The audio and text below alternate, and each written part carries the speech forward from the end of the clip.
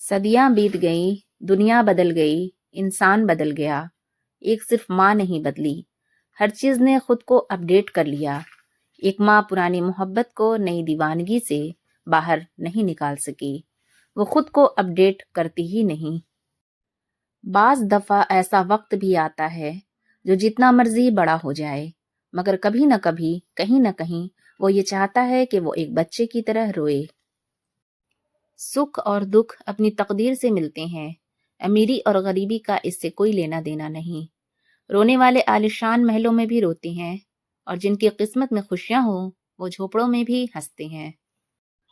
توبہ کے لیے گنہگار ہونا ضروری نہیں، بلکہ توبہ از خود ایک مستقل عبادت ہے جو غسل کی طرح ہے، جتنی بار کی جائے روح میں پاکیزگی اور نکھار آتا ہے۔ احساس کہنے کو تو چھوٹا لفظ، لیکن اہمیت کے لحاظ سے بہت بڑا خزانہ ہے۔ رشتوں کو توڑنے اور جوڑنے میں اسی کا بڑا ہاتھ ہے۔ مشکل دستک دے تو خوف زدہ نہ ہوں، آگے بڑھ کر دروازہ کھول دیں، کیونکہ کامیابی ہمیشہ مشکل کا ہی بھیس بدل کر آتی ہے۔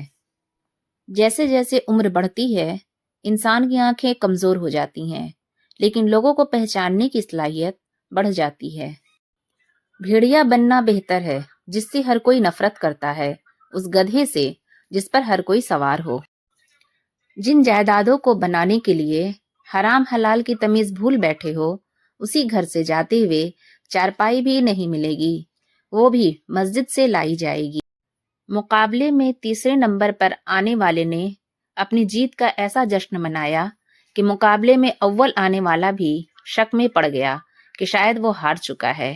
آپ بھی جو کچھ آپ کے پاس ہے اس پر قناعت کرنا سیکھیے، یقین جانیے آپ دنیا کے امیر ترین شخص بن جائیں گے۔